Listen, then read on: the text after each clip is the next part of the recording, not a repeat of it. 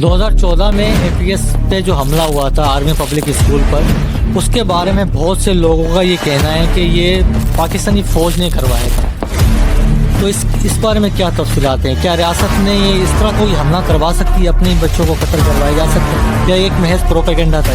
نہیں، TTP نے یہ حملہ کیا تھا اور باقاعدہ طور پر اس کی ذمہ داری بھی قبول کی گئی تھی، بلکہ ہوا یہ تھا TTP کے فضل اللہ گروپ نے، سوات گروپ نے یہ حملہ منظم کیا، اور جب یہ حملہ کر دیا تو پھر ہوا یہ جو تحریک طالبان ہے اس نے اتنے ہولناک حملے کی مساجد پر، درگاہوں پر، یہاں تک کہ جب بات کر رہے تھے آرمی پبلک اسکول پر، مگر اس کے باوجود انہیں قبائلی علاقوں میں عوامی حمایت مل رہی ہے، بھرتیاں مل رہی ہیں۔ یہ کس طرح ممکن ہے کہ اتنے ہولناک حملے ہونے کے باوجود، انسانیت کے خلاف جرائم ہونے کے باوجود انہیں عوامی حمایت اور بھرتیاں مل رہی ہیں؟ بس یہ پیچیدہ معاملات ہیں۔ اس کا مطلب ہے کہ کہیں نہ کہیں تو کچھ ایسا مسئلہ موجود ہے نا کہ جو ان کو ابھی تک لوگ مل رہے ہیں، اور یہ بڑی حیران کن بات ہے۔ وہ TTP جس کے خلاف ضرب عزم آپریشن کر کے کمر توڑ دی گئی تھی۔ اچھا، افغان پولیس کا جب میں موقف پڑھ رہا تھا آپ کے کیس کے بارے میں، تو ان کا یہ کہنا تھا کہ آپ سے کچھ ایسا مواد ملا ہے جس سے پاکستان اور افغانستان کے تعلقات مزید کشیدہ ہو سکتے ہیں، تو ایسا کیا تھا آپ کے پاس؟ یہ بڑا دلچسپ نقطہ ہے، اور بلکہ یہ تو آپ نے کمال کیا، آپ یہاں تک بھی پہنچے ہیں، تو وہ مجھے بھی ضرور آپ اس کا لنک دیں، میں بھی دیکھوں۔ یہ آپ نے بڑی اچھی ریسرچ کی ہے۔ یہ بیسکلی یہ ہوا تھا، پاکستان نے 2021 سے لے کر اب تک افغان طالبان کے ساتھ براہ راست بھی اور دوست ممالک کے ذریعے بھی کافی مرتبہ گفتگو کی، مگر یہ مسئلہ حل نہیں ہو رہا، بلکہ جوں کا توں ہے اور بلکہ بڑھتا جا رہا ہے۔ تو آپ کی نظر میں یہ جو TTP والا مسئلہ ہے، صرف TTP والا مخصوص جو مسئلہ ہے، یہ کس طرح حل ہو سکتا ہے؟ یہ کس طرح حل ہوگا؟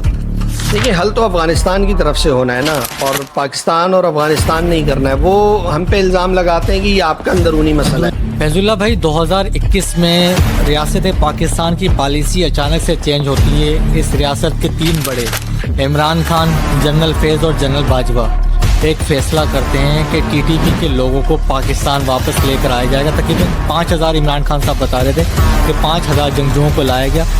تو کیا آج جو یہ باجوڑ میں، بونیر میں جو آپریشن ہو رہے ہیں، کیا یہ اسی کا درجہ سر نہیں ہے؟ دیکھیں، لوگ تو واپس آئے تھے، اور کتنے تھے تعداد کا تو خیر مجھے اندازہ نہیں ہے کتنے تھے، لیکن 12 لوگ آئے تھے۔ اچھا، حامد کرزئی اور اشرف غنی کے بارے میں تو سمجھ آتا ہے کہ وہ انڈیا کی ایما پہ تھے، پاکستان سے بہت نفرت کرتے تھے، مگر آخر افغانستان کے لوگ جو کروڑوں کی تعداد میں ہیں، وہ مجموعی طور پر پاکستان سے اتنی نفرت کیوں کرتے ہیں؟ صرف افغانستان کو اگر چھوڑ دیا جائے، جو افغان پاکستان میں مقیم ہے وہ بھی پاکستان سے بہت نفرت کرتے ہیں، اس کی کیا بنیادی وجہ ہے؟ ایسا نہیں ہے کہ وہ حامد کرزئی یا اشرف غنی کوئی ہندوستان کی ایما پہ ہم سے نفرت کرتے ہو، یہ اپنی وجوہات ہیں اس کی افغانستان۔ تو کیا ایسا کبھی مستقبل میں ایسا ہو سکتا ہے کہ طالبان اتنی بڑی طاقت بن کے ابھریں کہ پاکستان کے یا قبائلی علاقوں کے فاٹا کے کسی بھی جگہ پہ کنٹرول کر سکیں، قبضہ کر سکیں، وہاں اپنی شریعت نافذ کرتے ہیں؟ ایسا کوئی مستقبل میں ممکن ہے؟ مجھے نہیں لگتا کہ TTP کسی علاقے کو کنٹرول کر کے اور باقاعدہ اپنا نظام بنا سکنے کی طاقت رکھتی ہے، لیکن وہ جو یہ اس طرح کے حملے ایک درد سر کی صورت میں ضرور موجود رہیں گے، یہ ہے، لیکن وہ کیونکہ وہ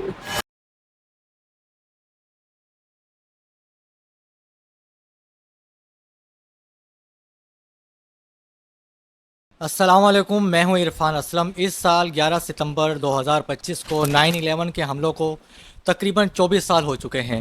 ان حملوں کے دوران پاکستان کی ایک پوری نسل جوان ہو چکی ہے، اور اس تمام تر دورانیہ میں ہم نے 2 جملے بہت مرتبہ سنے۔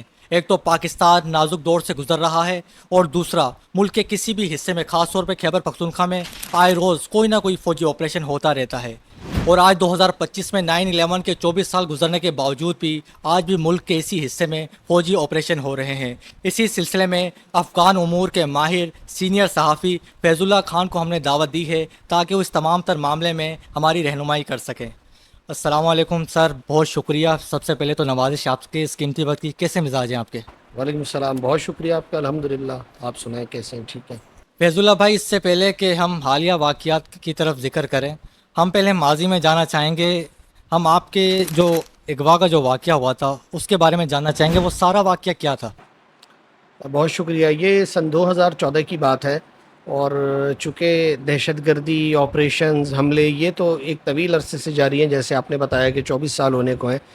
تو اس وقت 2013 میں جب میاں نواز شریف کی حکومت آئی تھی تو انہوں نے پاکستانی طالبان سے بات چیت کا فیصلہ کیا تھا، اور پھر ہوا یہ تھا کہ دونوں طرف سے کمیٹیاں بنی تھیں، حکومت کی طرف سے بھی اور پاکستانی طالبان کی جانب سے بھی، تو ان کمیٹیز کے مذاکرات بھی آپس میں ہوتے تھے۔ تو اس میں جو پاکستانی طالبان کے انٹرویوز کرنے کے لیے میں افغانستان گیا تھا، اور یہ میں پہلے بھی کئی بار بتا چکا ہوں کہ بنیادی مقصد افغانستان جانے کا نہیں تھا، بلکہ پاکستان میں نے سوچا تھا کہ شاید جو ہمارے قبائلی علاقے ہیں وہاں پر انٹرویو ہوگا، لیکن پھر جب میں پشاور پہنچا اور پشاور سے مجھے ٹی ٹی پی کے جو لوگ لینے کے لیے آئے تھے وہ لے کر جب خیبر ایجنسی کی طرف گئے اور پھر ہم تورخم پہنچ گئے، تو وہاں انہوں نے بتایا کہ اب ہمیں افغانستان جانا ہوگا۔ تو یہ اب اس کا فیصلہ پھر میں نے کیا، کیونکہ میں نے سوچا کہ بغیر خبر لیے اتنی دور سے واپس آنا مناسب نہیں ہوگا، تو مجھے جو ہے جانا چاہیے۔ تو پھر میں بغیر ڈاکومنٹس کے وہاں اس وقت افغانستان چلا گیا، بارڈر کراس کر لیا۔ تقریباً 4 دن میں احسان اللہ احسان کے ساتھ رہا، اور ان کا ایک کمپاؤنڈ تھا لال پورہ کے قریب ایک علاقہ تھا افغانستان کا ہی، ننگرہار کا، تو وہاں پر میں نے احسان اللہ احسان کے بھی انٹرویوز کیے، اور پھر اس کے بعد مجھے مزید ان کی جو لیڈرشپ تھی جیسے مولوی فضل اللہ، عمر خالد خراسانی وغیرہ، ان کے انٹرویوز کرنے تھے۔ تو ان انٹرویوز کے لیے پھر وہاں سے جب میں نکلا اور مجھے مختلف علاقوں میں جانا تھا، تو وہاں پر جو ہے افغان انٹیلیجنس کے اہلکاروں کو اطلاع مل چکی تھی، تو انہوں نے پھر وہاں پر ہمیں گرفتار کر لیا، اور گرفتاری کے بعد تقریباً 15 دن وہاں پر جلال آباد میں افغان انٹیلیجنس کے مرکز میں قید رہا، جو مسنگ پرسنز ہوتے ہیں، ایک چھوٹی سی کھولی تھی اس میں رکھا تھا انہوں نے، اور پھر 15 دن تقریباً وہاں گزارنے کے بعد جلال آباد کی جیل میں منتقل کر دیا تھا، اور مجھ پر مختلف الزامات تھے، مقدمات انہوں نے بنا لیے تھے، جس میں ISI کے لیے جاسوسی کا الزام تھا، بغیر کاغذات کے افغانستان کی سرحد عبور کرنے کا الزام تھا، اور TTP کے لوگوں کا یعنی دہشت گرد تنظیموں کی قیادت کا انٹرویو کرنے کا الزام تھا۔ تو یہ مختلف الزامات تھے، اس کے تحت پھر انہوں نے مجھے جیل میں رکھا، اور انہی میں سے کچھ الزامات کے تحت مجھے سزا سنا دی گئی تھی جو 4 سال بنتی تھی۔ اور اس کے بعد جب چونکہ میرے معاملے میں مختلف صحافتی تنظیمیں، ہمارا ادارہ ARY اور حکومت سب انوالو ہو چکے تھے، تو حامد میر، سلیم صافی، سلمان اقبال، یہ تمام لوگ جو تھے میرے معاملے کو دیکھ رہے تھے، اور کراچی میں بھی صحافتی تنظیمیں، کراچی پریس کلب کے وجے وغیرہ، سیاستدان، تمام لوگ اس میں تھے، رپورٹر وداؤٹ بارڈرز بھی۔ تو پھر جب ہم نے وکیل وغیرہ کیا، حکومت پاکستان نے وکیل کر کے دیا، اور ہم نے اس فیصلے کے خلاف اپیل کی جو 4 سال کی سزا تھی، تو وہ جو ان کے ہائی کورٹ میں معاملہ گیا، تو انہوں نے ہم نظر ثانی کی اپیل پہ تو فیصلہ کیا سنانا تھا، انہوں نے اس کو مکمل طور پہ مسترد کرتے ہوئے پہلی عدالت کو ریفر کر دیا، اور اس کی وجہ یہ تھی کہ وہ کہہ رہے تھے کہ جاسوسی کے الزامات کی سزا اس میں شامل نہیں ہے، تو وہ کہہ رہے تھے پہلے تمام الزامات کی پوری سزا سنائیں، پھر ہمارے پاس آئے گا تو دیکھیں گے۔ تو معاملہ پینڈنگ میں چلا گیا، اور پھر اس میں یہ ہوا کہ ملالہ یوسفزئی بھی میرے معاملے میں آ گئی تھیں، اور اس وقت حامد کرزئی کی صدارت کے آخری دن تھے، تو وہاں پر ان سے ملنے پاکستانی قبائلی صحافی دانشوروں کا جو وفد تھا وہ بھی گیا تھا، اس میں بھی بات ہوئی۔ تو بس پھر اس کے بعد ملالہ یوسفزئی نے جو بات کی، تو پھر حامد کرزئی نے میری رہائی کے احکامات دیے تھے، اور یہ ان کا آخری دن تھا، اور جس دن میری رہائی ہو رہی تھی تو اس وقت ڈاکٹر اشرف غنی صدارت کا حلف اٹھا رہے تھے، تو اس یہ طرح سے کون میری سے سن رہائی کی بات ہے؟ یہ 2014 کی بات ہے، اور یہی اتفاق سے ستمبر کے مہینے کے آخر میں، یعنی 29 ستمبر کو میری رہائی ہوئی تھی۔ اچھا، میرا اگلا سوال اسی کے متعلق تھا کہ جو آپ نے پہلے کلیئر کر دیا کہ آپ غیر قانونی طور پر گئے تھے کیونکہ آپ کے پاس ڈاکومنٹس وغیرہ نہیں تھے، تو جو آپ کو 4 سال کی سزا سنائی گئی تھی تو وہ اتنی جلدی ختم کس طرح ہو گئی، اور اس کے بعد حکومت پاکستان کا رسپانس کیسا تھا؟ سزا ختم یوں ہوئی تھی کہ جب ملالہ یوسفزئی اور تمام لوگ میرے معاملے میں انوالو تھے، سفارتی سطح پر بھی رابطے ہو رہے تھے، تو پھر جو مجھے پتہ چلا تھا وہ یہ تھا، کیونکہ وہاں پر ایک دن تھا اس میں ہم جیل میں بیٹھے ہوئے تھے، ویسی صبح کا وقت تھا، تو میگا فون سے میری نام پکارا گیا کہ عدالت کے لیے۔ اچھا، میں سمجھا شاید ملاقات کوئی آئی ہوگی، ملاقات ویسے تو میری آتی نہیں تھی، کبھی کبھار ہی ہوتا تھا، پاکستانی قونصل خانے سے لوگ آ جاتے تھے، 1-2 بار آئے تھے، ورنہ 5-6 مہینوں میں مجھ سے کوئی ملنے تو آتا نہیں تھا، کیونکہ گھر والے تو پاکستان میں تھے۔ تو وہ جب میرا نام پکارا گیا اور مجھے لے کر گئے کہ عدالت پہنچو، جلدی جلدی میں بس وہ باڈی کے گرد پوری زنجیریں باندھ دیتے تھے اور اس طرح سے چلا کر لے کر جاتے تھے۔ تو وہاں جب میں عدالت پہنچا تو سب چیزیں مجھے بڑی جلدی جلدی میں لگ رہی تھیں، اور پھر وہاں پر جو ان کے عدالت کے جج ہوتے ہیں، قاضی کہتے ہیں ان کو، قاضی نے مجھے پوچھا کہ تم کس طرح آئے تھے، میں نے بتایا مختصراً، تو پھر انہوں نے کہا ٹھیک ہے، جو ہے تمہاری ہم سزا معاف کر رہے ہیں، اور تم جو ہو یہاں سے اپنا سامان باندھو اور پاکستان جانے کی تیاری کرو. میرے لیے تو سب کچھ حیران کن تھا. وہاں پر ان کے اس وقت کے پروسیکیوٹر تھے جو ڈپٹی اٹارنی تھے یا پروسیکیوٹر تھے, حکومت کی نمائندگی کرتے تھے, وہ بھی تھے وہاں پر. تو ان کو میں ٹی وی پہ دیکھتا تھا تو اس لیے شناخت تھی مجھے. تو انہوں نے مجھے کہا کہ مجھے سمجھ میں نہیں آیا کہ تمہارے کیسے احکامات ہوئے, کیونکہ کل رات یعنی گزشتہ رات کو حامد کرزئی کی براہ راست ان کے پاس کال آئی تھی, جس میں انہوں نے کہا تھا کہ یہ جو پاکستانی صحافی قید ہے اس کو آپ رہائی کا انتظام کریں, اور یہ حامد کرزئی کے جو آخری چند احکامات تھے ان میں سے ایک تھا. آپ کو ذاتی طور پہ کیا لگتا ہے کہ حامد کرزئی نے خود نے کوئی انٹرسٹ لیا آپ کو چھڑوانے میں, یا حکومت پاکستان کی طرف سے کوئی پریشر تھا؟ کیا ذاتی طور پہ آپ کو کیا حکومت پاکستان کا پریشر تو انہوں نے بالکل نہیں لیا, یعنی سفارتی سطح پہ کوششیں جا رہی تھیں, لیکن حامد کرزئی کے پاکستان سے تعلقات اچھے نہیں تھے تو اس نے اس کو کوئی خاص لفٹ نہیں کرائی. یعنی بات تو ہو رہی تھی, ایک پریشر تو تھا, عالمی سطح پر بھی تھا. اور مجھے جو لگتا ہے چونکہ جو ملالہ یوسفزئی کا پریشر تھا اور جو قبائلی صحافی اور خیبر پختونخوا کے دانشوروں نے ملاقات کی تھی, میں یہ سمجھتا ہوں کہ اس کا زیادہ اثر ہوا. تو پھر اس کے نتیجے میں یہ ہوا کہ حامد کرزئی نے میری سزا وغیرہ معاف کر دی اور ننگرہار کے چیف جسٹس کو کال کر کے کہا کہ اس کو رہا کر دیا جائے. تو وہ انہوں نے اس چیز کو پیش نظر رکھا, کیونکہ حکومت پاکستان تو پچھلے تقریباً 4-5 مہینے سے کوششیں کر رہی تھی اور اس کو وہ دلاسے دے رہے تھے کہ ٹھیک ہے ہم ابھی رہا کر رہے ہیں, ہم 1 مہینے میں کر رہے ہیں, چھوٹی عید یہ اپنے گھر پہ کرے گا, بڑی عید گھر پہ کرے گا. تو وہ ایک آسرے تھے. اور جب ننگرہار عدالت کا یہ فیصلہ آیا نا کہ پہلی عدالت کو جائے, پھر ہم سمجھ گئے کہ افغان حکومت اس میں انٹرسٹ نہیں رکھتی اور انہوں نے اس معاملے کو کھینچنا چاہا.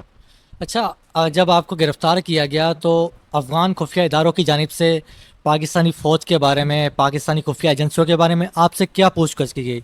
ان کو لگتا تھا کہ میں ISI کا جاسوس ہوں, اور اس حوالے سے مجھ سے انہوں نے بہت زیادہ تفتیش کی. تو پھر میں نے ان سے کہا کہ میرا ISI سے کوئی تعلق نہیں ہے, میں صحافی ہوں. میرا خیال ہے کہ کچھ دنوں کی انویسٹیگیشن کے بعد ان کو یہ اندازہ تو ہو گیا تھا میں صحافی ہوں, لیکن چونکہ افغان حکومت کی اس وقت بھی جو پالیسی تھی پاکستان کے حوالے سے کوئی بہت اچھی نہیں تھی, اور پاکستانی حکومت ہو, پاکستانی فوج ہو, پاکستانی سیاستدان ہو, تو اس حوالے سے ان کا رویہ جو تھا وہ بڑا ہی نفرت والا تھا. ہاں, وہاں پر جو جیل میں قید پاکستانی تھے ان کے ساتھ کوئی ایسا سلوک نہیں ہوتا تھا کہ وہ اس کو یہ نام دیں کہ پاکستانی ہونے کی بنیاد پر ان پہ کوئی ظلم اور جبر ہو رہا ہے, لیکن مجموعی طور پر پاکستان کے حوالے سے ان کا رویہ ٹھیک نہیں تھا. اور یہ چیز ظاہر سی بات ہے نیچے لوگوں میں بھی موجود تھی. اور پھر ان کا جو میڈیا تھا اس وقت وہاں پر مسلسل پاکستان کے حوالے سے بہت زیادہ پروپیگنڈا کیا گیا. پروگرام نشر ہوتے تھے, یعنی یہاں تک کہ پاکستان کو ایک درندے سے تشبیہ دی جاتی تھی ان کے پروگرامز میں بعض, اور یعنی بہت زیادہ اختلاف کرتے تھے اور نفرت جیسا معاملہ تھا. وہ جو افغان گورنمنٹ کے لوگ تھے, ان کے آفیشلز تھے, وہ پاکستان کے خلاف کوئی بھی جو بات کرتے ہوئے نہ اپنی نفرت چھپاتے تھے, نہ وہ اپنی پالیسی کے اظہار میں چوکتے تھے, اور وہ یہ کہتے تھے کہ ہمارے جتنے مسائل اور مصائب ہیں اس کی ذمہ داری پاکستان پہ عائد ہوتی ہے, اور پاکستان کی وجہ سے ہم پر یہ سارے حالات آئے ہیں. تو بس یہ وہ پس منظر تھا کہ اس کو وہ لے کر پاکستان کے حوالے سے بہت زیادہ نفرت کا اظہار کرتے تھے جو افغان گورنمنٹ کے لوگ تھے. آپ نے تقریباً 5 مہینے ان کی قید میں گزارے, تو وہاں جیل کے اندر کا ماحول کیسا تھا, اور کبھی ایسا محسوس ہوتا تھا کہ میں یہاں سے باہر نکل پاؤں گا؟ جیل جہاں کی بھی ہو, افغانستان کی ہو, پاکستان کی بھی ہو, اس کے بارے میں میرا ایک 2 باتیں میں کہتا ہوں کہ ایک تو اللہ تعالیٰ یعنی ہر بے گناہ آدمی کو جیل سے بچائے, اور دوسرا یہ ہے کہ میں یہ بھی چاہتا ہوں کہ ہر آدمی کم از کم 1 مہینہ ضرور جیل میں گزارے, تاکہ آپ کو ذرا پتہ چل جائے کہ آزادی کس چیز کا نام ہے.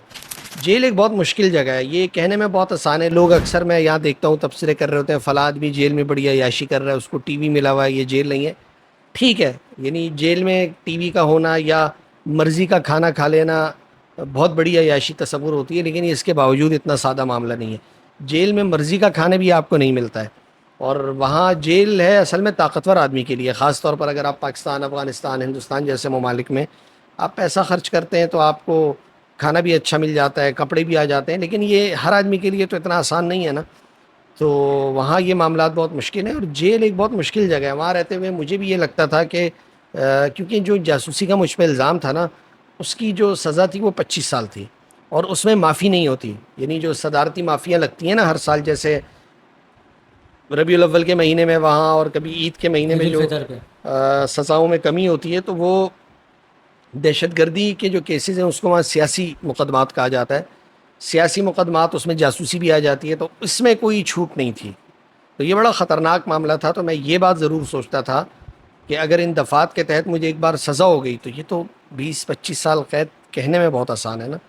تو یہ ایک وہ تھا. لیکن پھر یہ امید بھی رہتی تھی کہ انشاءاللہ چونکہ میں جاسوس تو تھا نہیں, ایک چیز غیر قانونی طور پر گیا تھا, غلط تھی. اور باقی یہ کہ نہ میرے پاس کوئی اسلحہ تھا, نہ میں کوئی اس طرح سے, یعنی میرے پاس کیا تھا, میرے پاس لیپ ٹاپ تھا, کیمرہ تھا, موبائل فون تھا اور ARY کا لوگو تھا, مائک تھا.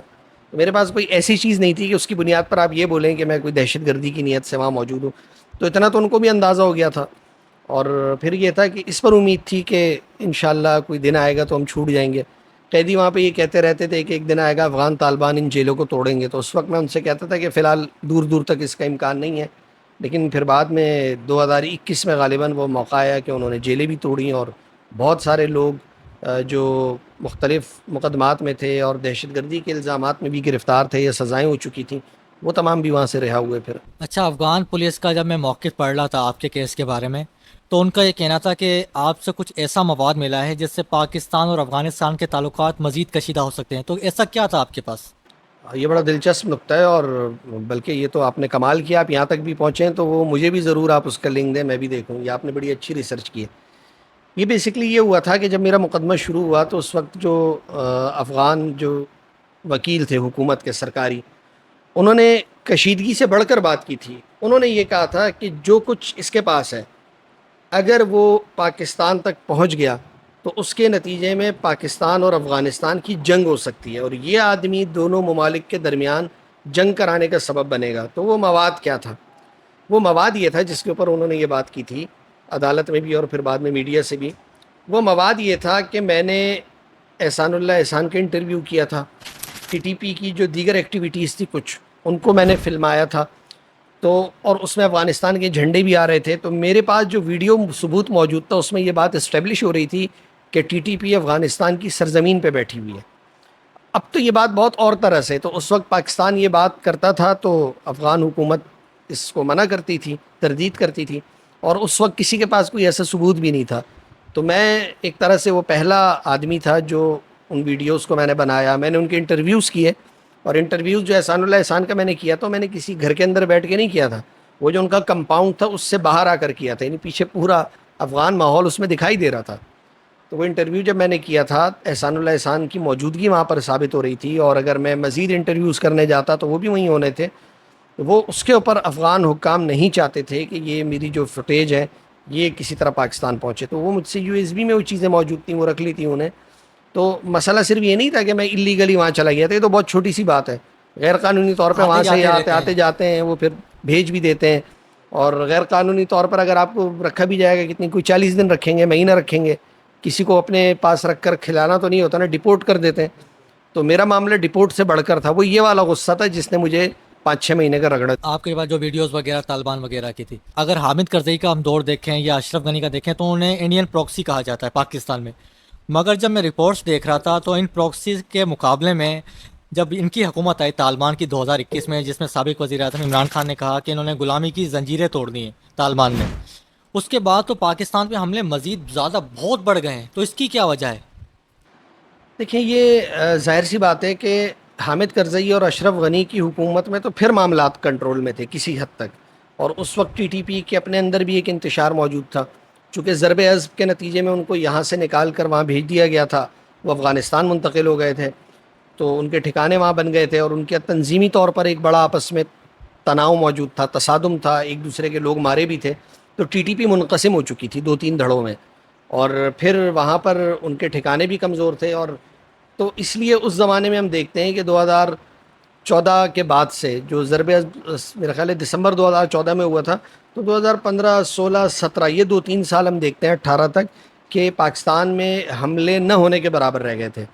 پھر 2016-17 میں غالباً 2018 میں مولوی فضل اللہ امریکی ڈرون حملے کا نشانہ بنا. اس کے بعد TTP کی لیڈرشپ آئی مفتی نور ولی محسود کے پاس. تو مفتی نور ولی محسود نے TTP کے تمام دھڑوں کو نہ صرف جمع کیا بلکہ اس میں مزید کوئی 70-80 گروپس ایسے ہیں جو مزید شامل کیے. اور پھر ان کی خوش قسمتی کہ وہاں افغان طالبان کی حکومت آ گئی. افغان طالبان کے ساتھ مل کر TTP نے ایک بڑی جنگ لڑی ہے, اور ٹی ٹی پی نے ان کو کوئی تقریباً لگ بھگ 1000 کے قریب تو صرف خودکش حملہ آور فراہم کیے، جنہوں نے افغانستان میں مختلف امریکی اور نیٹو فورسز کے خلاف حملے کیے ہیں، افغان نیشنل آرمی پہ بھی حملے کیے ہیں، اور اس کے علاوہ افغان طالبان کو ٹی ٹی پی نے وزیرستان میں پناہ دی ہے۔ تو یہ ایک ان کا بڑا، جس کو کہتے ہیں نا، پرانا تعلق، مورچوں کی دوستی ہے ان کی، اور نظریاتی طور پر بھی ایک ہے۔ میں جب وہاں جیل میں تھا تو وہاں پر جو عام افغان قیدی بھی تھے اور دوسرے افغان طالبان کے لوگ بھی جو تھے، وہ کہتے تھے کہ جو ٹی ٹی پی کے لوگ ہیں جیل میں، وہ بھی موجود تھے، کوئی 50-60 کے قریب قیدی ٹی ٹی پی کے بھی تھے، تو وہ کہتے تھے مولوی فضل اللہ تو شریعت کی جنگ لڑ رہا ہے، پاکستان میں اسلام کو نافذ کرنے کی جنگ لڑ رہا ہے، اور ان کے اوپر پھر اس اسلامی نظام کا مطالبہ کرنے کے نتیجے میں بمباری ہوتی ہے، تو یہ تو بڑی حق پر ہے، حق کی جنگ لڑ رہے ہیں اور ہم ان کے ساتھ ہیں۔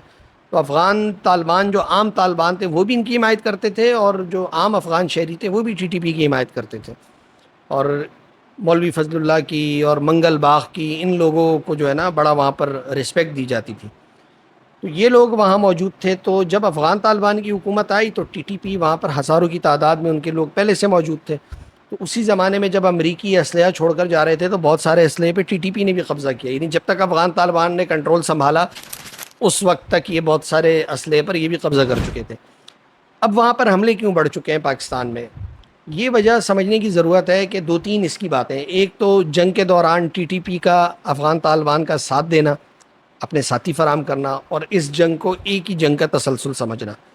دوسرا، نظریاتی طور پر جو افغان طالبان کے جو سپاہی ہیں وہ بڑی تعداد ٹی ٹی پی کی حامی ہیں، اور وہ یہ کہتے ہیں کہ افغان طالبان کو کھل کر ٹی ٹی پی کا ساتھ دینا چاہیے تاکہ یہ پاکستانی فورسز کے خلاف جنگ کریں، اور کچھ افغان جو ہیں وہ ٹی ٹی پی کے ساتھ شامل بھی ہوئے ہیں جنہوں نے پاکستان فورسز پہ مختلف حملے کیے۔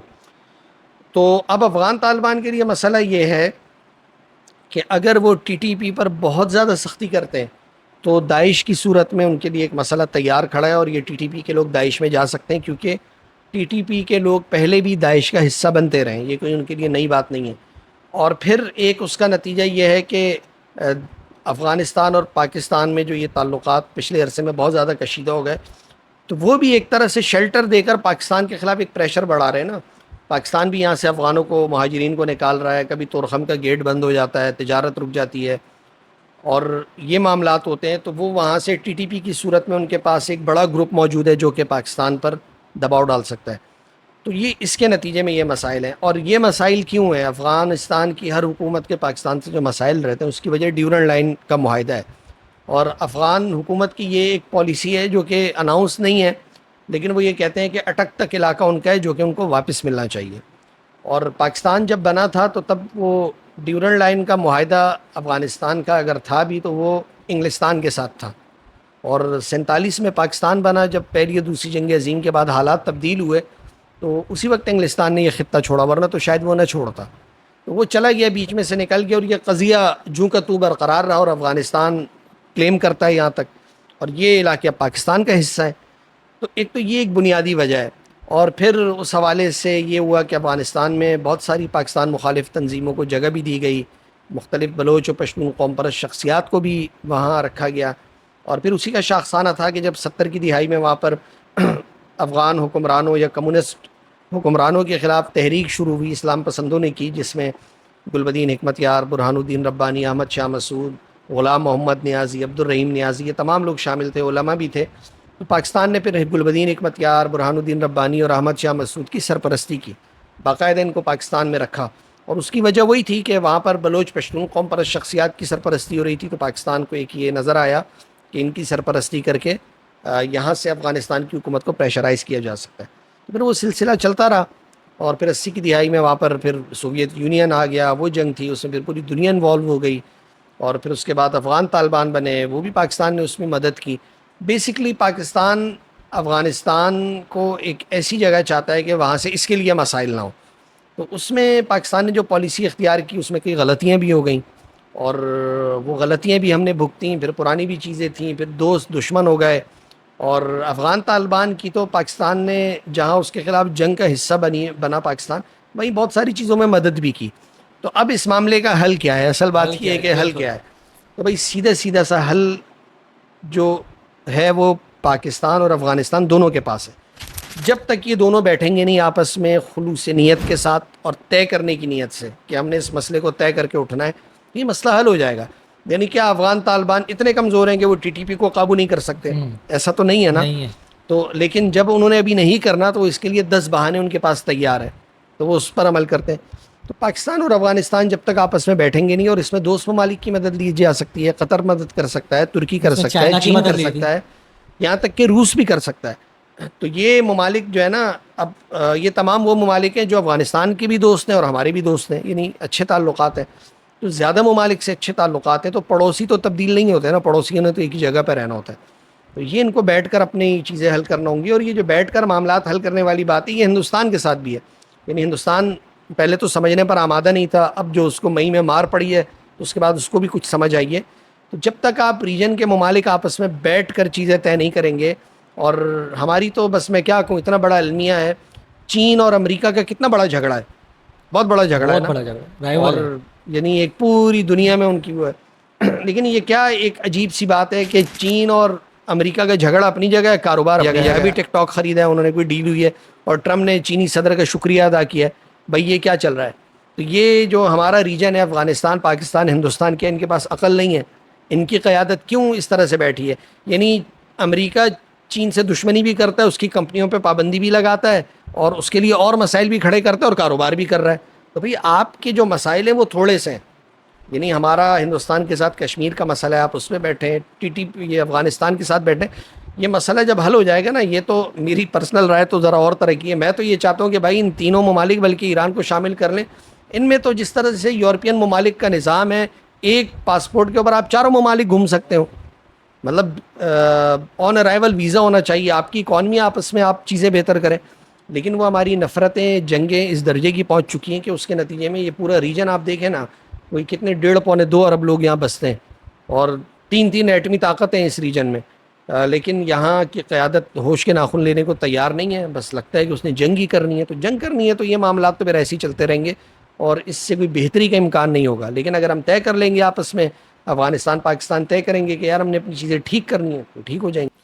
جیسا کہ آپ نے بھی بتایا بھی کہ پاکستان نے بھی افغان طالبان کی بہت مدد کی، تو افغان طالبان TTP کو ریاست پاکستان کے اوپر اتنا مقدم کیوں رکھ رہے ہیں؟ اس کی کیا بنیادی وجہ ہے؟ کیا ایسا ممکن نہیں ہے کہ ان کو یہ ڈر ہے، جیسا کہ آپ نے بتایا کہ اگر وہ ان کے خلاف آپریشن کرتے ہیں تو وہ داعش میں مرج ہو جائیں گے، تو ریاست پاکستان اور افغان طالبان مل کے TTP کو ختم نہیں کر سکتے؟ مشترکہ آپریشن کر کے TTP کو مکمل طور پہ ختم کر دیا جائے. نہیں، اتنا سادہ معاملہ نہیں ہے نا. میں نے آپ کو پہلے ہی بتایا کہ جو افغان طالبان نے 18 سال کی جنگ لڑی ہے امریکہ نیٹو کے خلاف، اس میں TTP ان کی بہت بڑی سہولت کار تھی نا. اب انہوں نے ان کے ساتھ مل کر جنگ لڑی ہے. اگر یہ ان کے خلاف آپریشن شروع کریں گے تو خود ان کے خلاف اٹھ کے کھڑے ہو جائیں گے، ان کے اپنے ساتھی. ہاں، افغان طالبان کے اپنے لوگ اس میں افغان طالبان کا ساتھ نہیں دیں گے اگر یہ اس طرح کی کوئی جنگ چھیڑتے ہیں. تو یہ معاملہ اتنا آسان نہیں ہے. یہ بات چیت سے دیکھیں، پچھلے کوئی 24 سال سے تو جنگ ہو رہی ہے نا. یعنی پاکستان میں وہ دیکھیں نا، مسلسل پاکستان میں آپریشنز ہو رہے ہیں، حملے ہو رہے ہیں. پہلے ڈرونز ہوتے تھے، تو اب وہ معاملات تو جھوکے تو ہیں. تو اس کا حل تو ہم لڑ تو رہے ہیں، تو یا تو پھر اس کا یہی حل ہے کہ ہم اسی طرح سے لڑتے رہیں، پھر افغانستان سے ہماری جنگ ہو جائے. مطلب اگر افغانستان ہماری بات نہیں مانے گا تو پھر ہم افغانستان سے لڑ لیں. تو مطلب یعنی ایک ہندوستان ہمارے سر پہ بیٹھا ہوا دشمن ہے، ہم یہ تو افورڈ نہیں کر سکتے نا کہ ہم افغانستان سے بھی لڑیں اور ادھر ہندوستان کو ہی موقع مل جائے. تو یہ ہر چیز لڑ کر ختم کرنے والی جو پالیسی ہے نا، میرا خیال ہے کہ اس کو ریویو کر لینا چاہیے ایک بار نا، اور ایک بار ہم ان کو موقع دینا چاہیے. اگر اس کے باوجود نہیں ہوتا تو جنگ کا آپشن تو پچھلے 20 سال سے برقرار ہے، وہ تو ہم لڑ ہی رہے نا. فیض اللہ بھائی، جب سے ہم ابھی جوان ہو گئے، ہم نے ہوش سنبھالا ہے، تو KPK میں اور بلوچستان میں خاص طور پہ مسلسل تشدد، وائلنس کی خبریں آتی رہتی ہیں آئے روز. متعدد مرتبہ مذاکرات ہوئے، متعدد مرتبہ آپریشن ہوئے، مگر اس معاملے کا حل نہیں کر رہا. یہ TTP پاکستان کی ریاست کے قابو میں کیوں نہیں آ رہی؟ میرا خیال ہے TTP کو لوگ نئے ملتے رہتے ہیں، اور پھر ان کے پاس وسائل بھی موجود ہیں، اور جتنا لڑنے کے لیے جو وسائل درکار ہیں ایٹ لیسٹ وہ تو ان کے پاس موجود ہیں.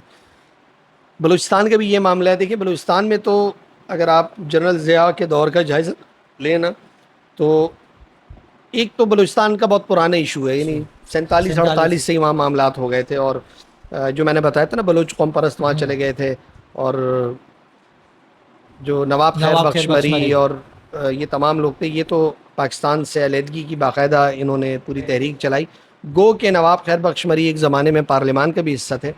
لیکن پھر وہ 70 کی دہائی میں وہ عراقی سفارت خانے سے جب اسلحہ نکلا تو بھٹو صاحب نے ان تمام کو نیب کی حکومت تھی اس کی حکومت توڑی، ان کو دہشت گرد قرار دے کر وہاں جیل میں بند کر دیا. حیدرآباد ٹریبونل ہوا، اور پھر 79 میں جب جنرل ضیاء کی حکومت آئی تو جنرل ضیاء نے وہ ٹریبونل ختم کر کے تمام بلوچ پشتون قوم پرست قیادت کو رہا کر دیا.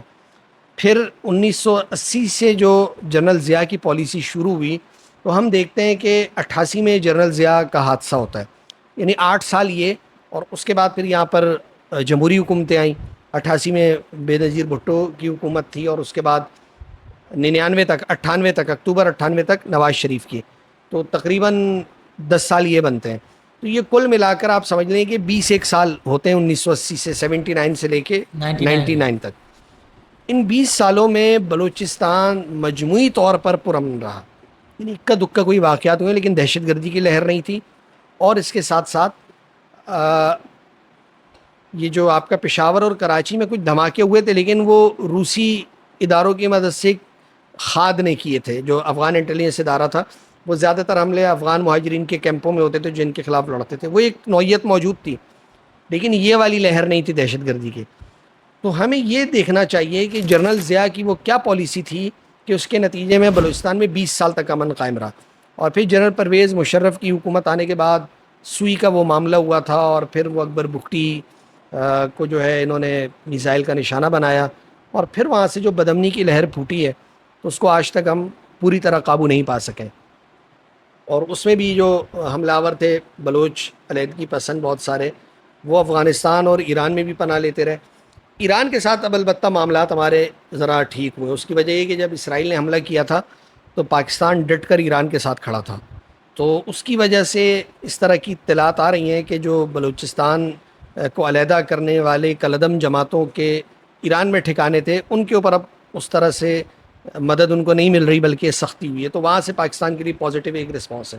افغانستان کا مسئلہ البتہ اپنی جگہ پر باقی ہے، لیکن ہوتا یہ کہ جب آپ اس طرح کی کوئی علیحدگی کی دہشت گردی کی لہر پیدا ہوتی ہے تو آپ کے دشمن ممالک اور ان کے جو انٹیلیجنس ادارے وہ اس میں انوالو ہو جاتے ہیں.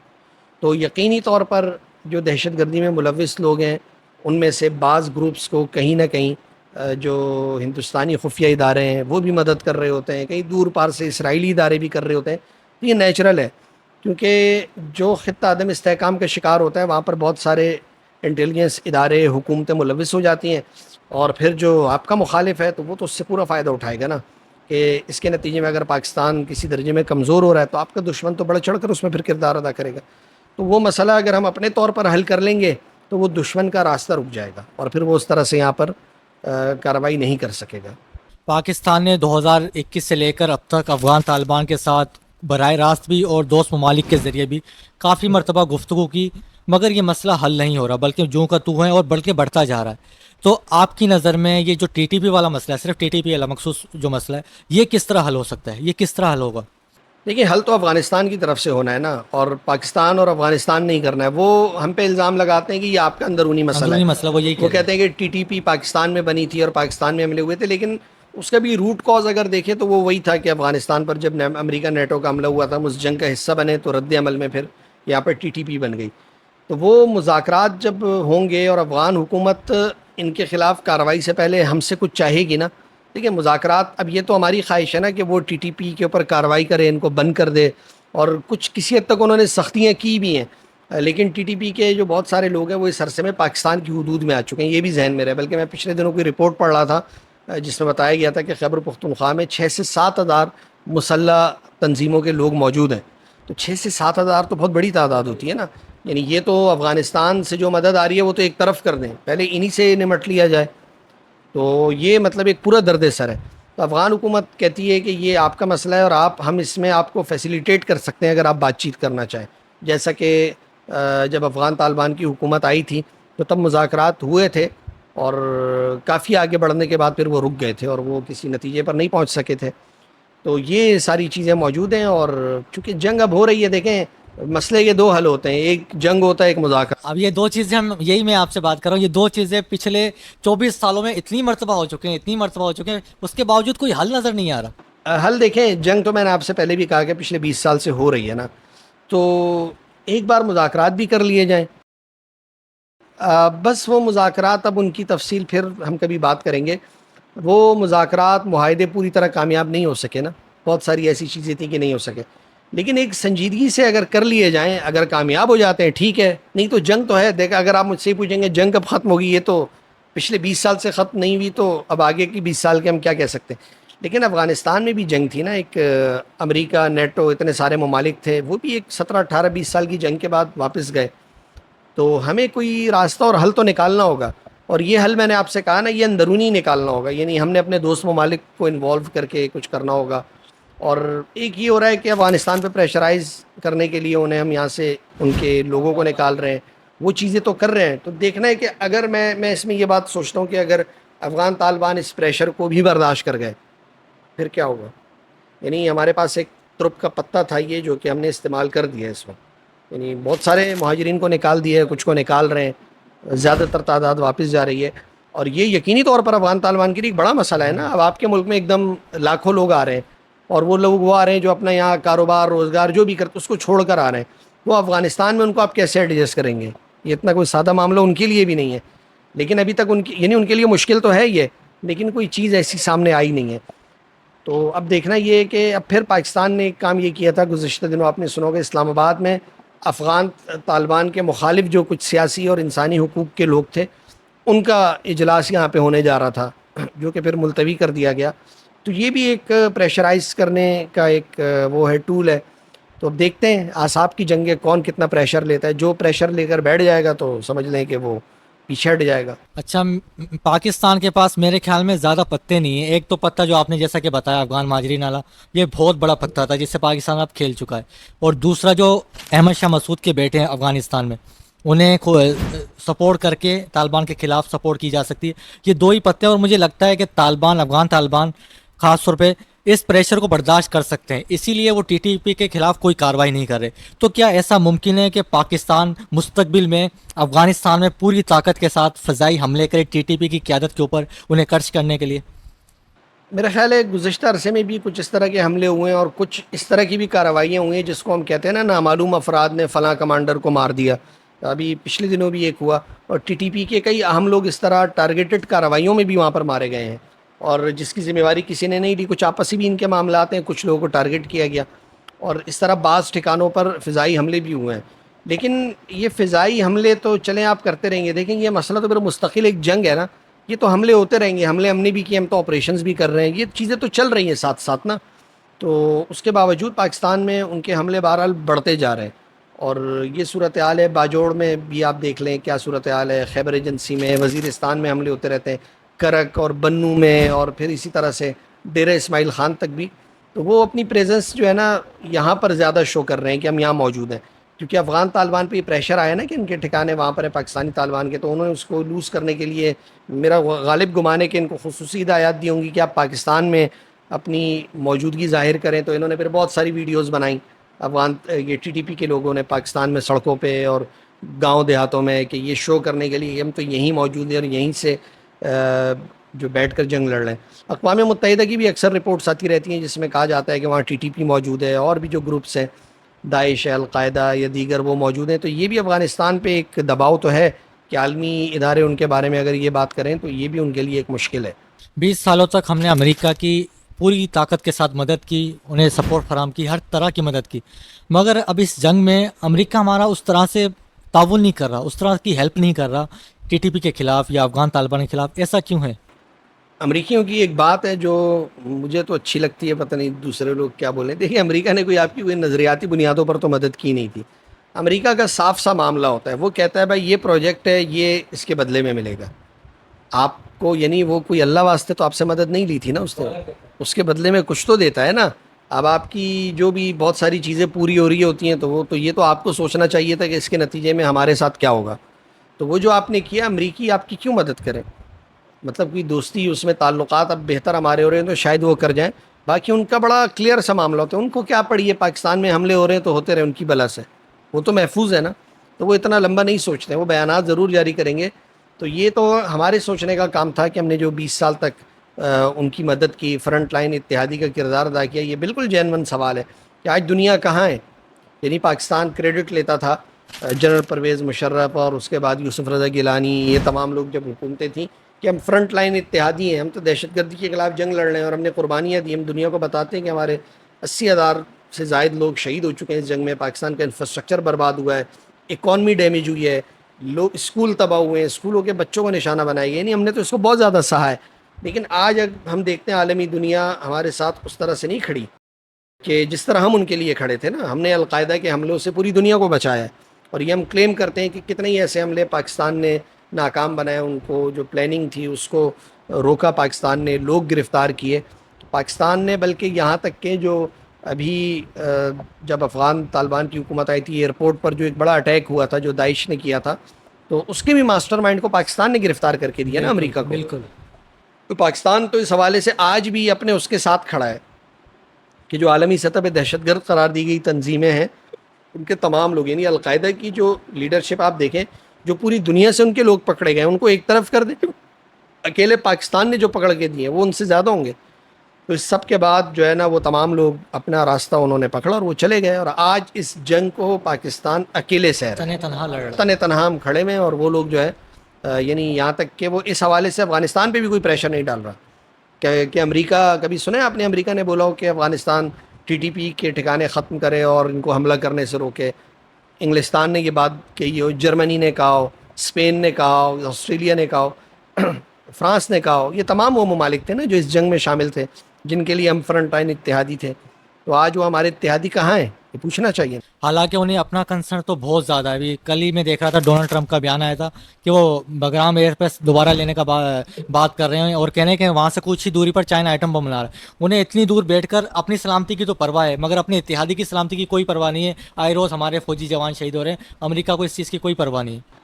اب دیکھیں، تھوڑا امریکیوں سے تعلقات تو پاکستان کے بہت بہتر ہوئے ہیں، اور بگرام ایئر بیس والی بات ایک ٹرننگ پوائنٹ ہو سکتی ہے کہ آیا کیا پاکستان جو افغان طالبان کے ساتھ اس کے اختلافات ہیں، اس میں بگرام کی امریکہ کو حوالگی میں کوئی مدد کر سکتا ہے؟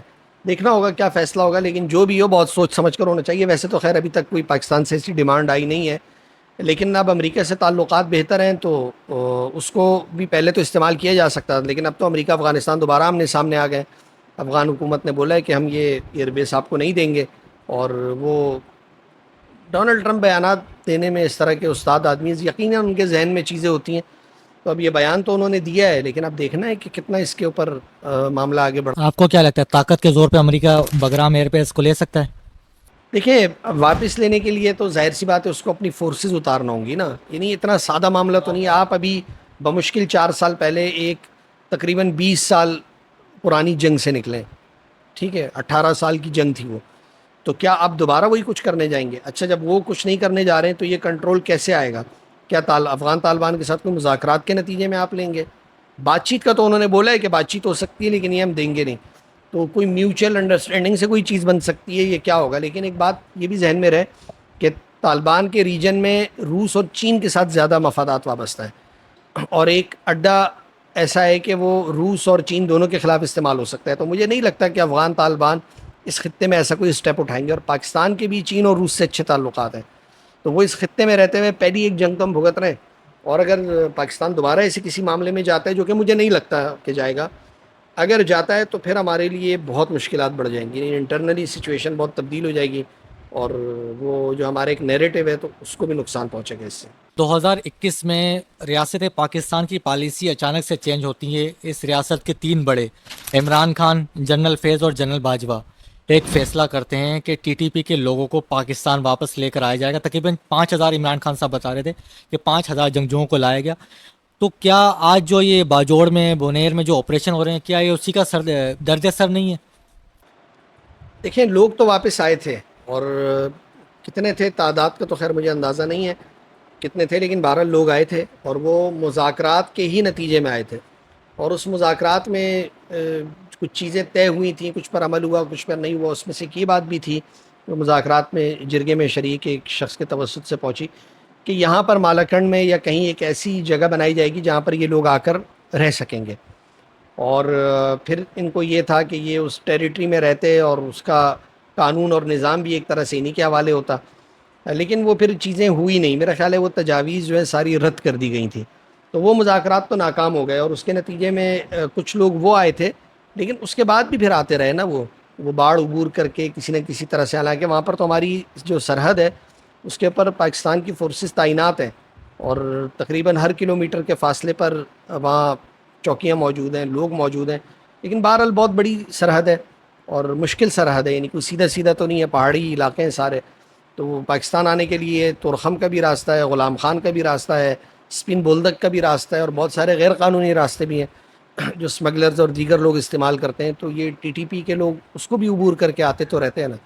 تو ابھی ایک بڑی تعداد یہاں پر بھی موجود ہے. یہ پالیسی کیا صحیح تھی یا آپ سمجھتے ہیں غلط پالیسی تھی ان کو واپس لانا؟ تو مذاکرات ہی نہیں ہوئے، کچھ لوگ آئے. اچھا میرا خیال ہے اس کو جو سیاسی لوگ ہیں اس کو بہت زیادہ اچھالتے ہیں. ہاں وہ اس کو بہت زیادہ اچھالتے ہیں. یہ نہیں بھی تھے تو ٹی ٹی پی کے تو حملے مسلسل تھے نا، کون سا وہ ختم ہو گئے تھے؟ اس میں کچھ سال کا وقفہ ضرور آیا تھا، لیکن یہ معاملات دوبارہ شروع ہو گئے تھے. تو وہ انہوں نے اپنے طور پر ایک پالیسی جو اختیار کی، وہ بھی مکمل طور پر تو اس پر عمل درآمد نہیں ہو سکا نا جب مذاکرات ہی نہیں ہوئے. اچھا جو لوگ آئے تھے کتنے آئے تھے یہ مجھے نہیں پتا، ہزاروں کی بات ہوتی ہے، کچھ کہتے ہیں سینکڑوں لوگ آئے تھے، کچھ کہتے ہیں اس سے بھی کم آئے تھے. تو میرے پاس آفیشیل تو کوئی اس کی تعداد نہیں ہے. یقینی طور پر جو ہمارے اس طرح کے کام کرنے والے ادارے ان کے، کیونکہ وہ لوگ تو ایسا نہیں تھا نا، اگر جن کو معاہدے کے بعد آئے تھے تو پتہ ہوگا نا کتنے لوگ آئے. ایسا تو نہیں تھا کہ ہوا میں ساری بات.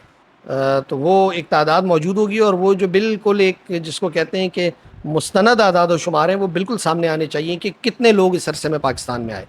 اچھا عمران خان کے جو ناقدین ہیں، ان کے جو سیاسی مخالف ہیں، وہ اسی چیز کو لے کر ان پر بےحد تنقید کرتے ہیں کہ عمران خان کی وجہ، عمران خان نے ان لوگوں کو یہاں پہ لا کے بسایا، اور آج خیبر پختونخوا میں جو ہو رہا ہے وہ سب اسی کا نتیجہ ہے. تو مطلب یہ اتنا زیادہ معاملہ ہے نہیں جو عمران خان کے اوپر تنقید کی جاتی ہے. میرا خیال ہے یہ سیاسی طور پر اس کو دیکھیں اچھالا جاتا ہے. ہوتا یہ ہے کہ کوئی بھی چیز آپ کے سیاسی مخالفین کو کوئی نیریٹو چاہیے ہوتا ہے. عمران خان نے اپنے مخالفین کے خلاف یعنی 18-20 سال یہی کہا نا، چور ہیں، کرپٹ ہیں، یہ ہیں وہ ہیں. اینڈ آف دا ڈے کیا ہوا؟ نہ کسی پر کیس چلا، نہ کسی سے کچھ نکلا. یعنی نیب کے اوپر جتنا ہمارا خرچہ ہو چکا ہے جب سے وہ بنا ہے ادارہ، اتنے تو اس نے پیسے ریکور نہیں کیے.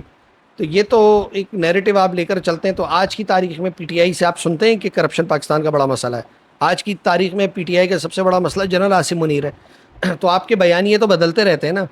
تو یہ مخالفین کے لیے بھی ایک بیانیہ یہ ہے کہ اس کو دہشت گردی کے ساتھ ٹیگ کیا جائے اور یہاں ان کو تاکہ کارنر کیا جائے.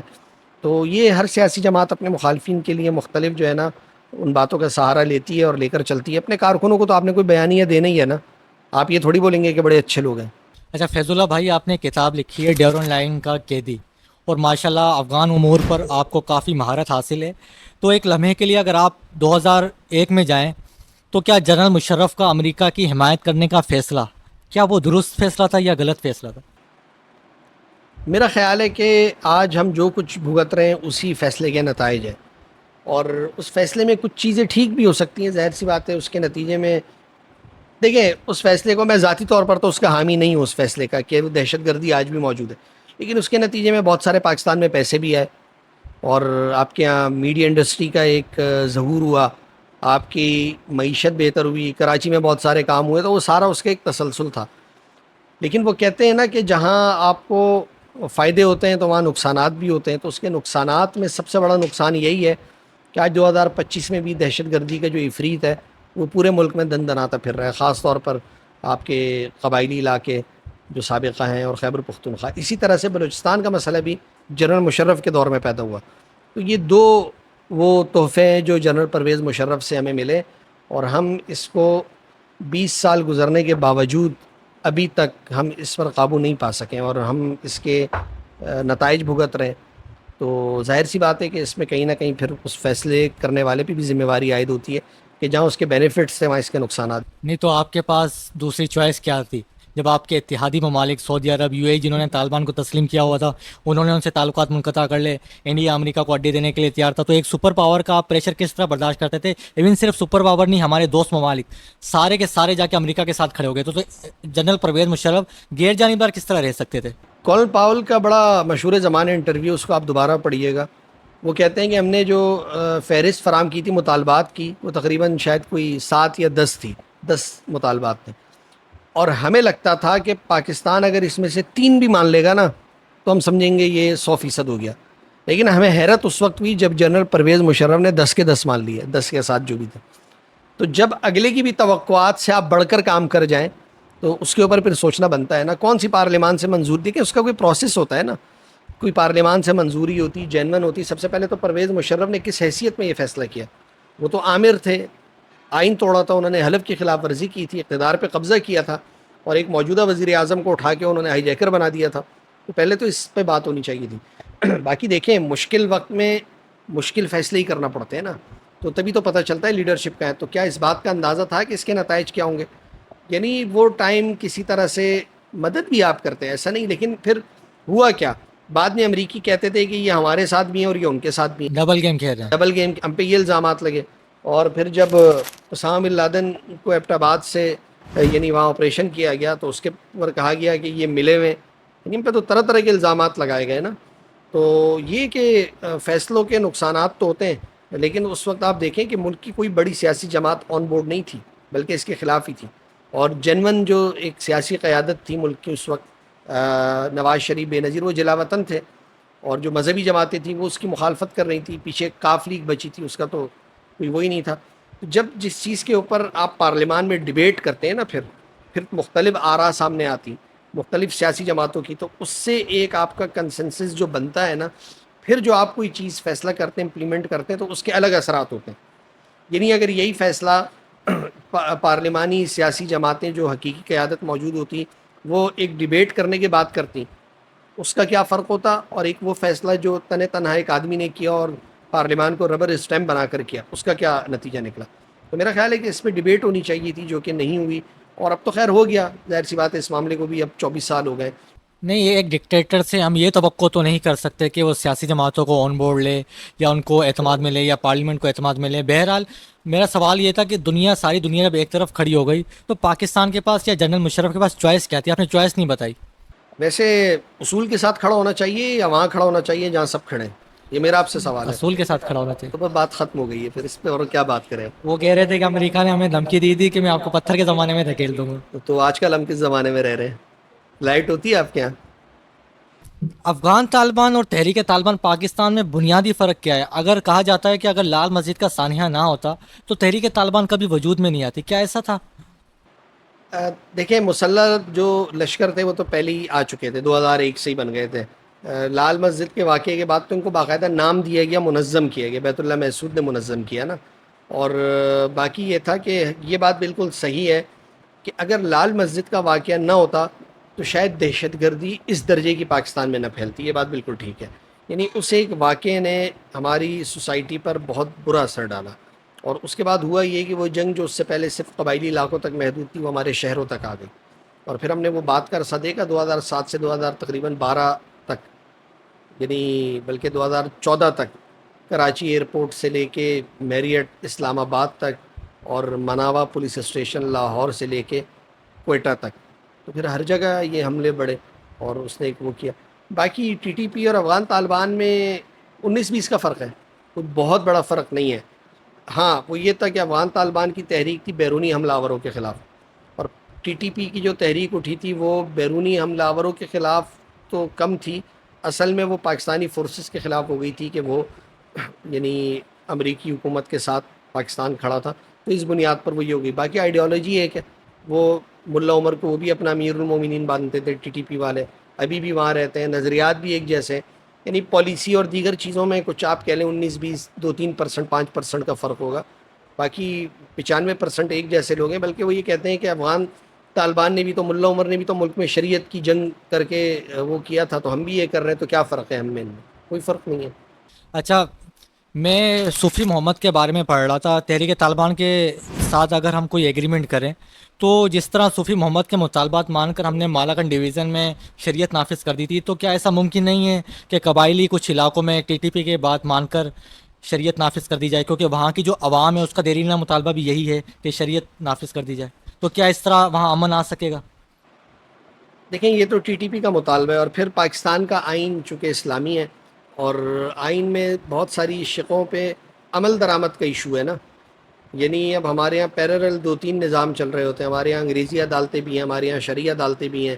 تو یہ جو پاکستان کا جو اسلامی نظام ہے, ٹھیک ہے, کمی بیشی اس میں بھی کسی قدر موجود ہے, لیکن وہ جتنا ہے اگر اس کو ہی امپلیمنٹ کر لیا جائے ٹھیک طرح سے, جو آپ کا اسلامی آئین ہے اس پر ہی عمل درآمد ایک طریقے سے شروع کر دیا جائے تو بہت سارے مسائل تو وہ مطالبات کے ختم ہو جائیں گے.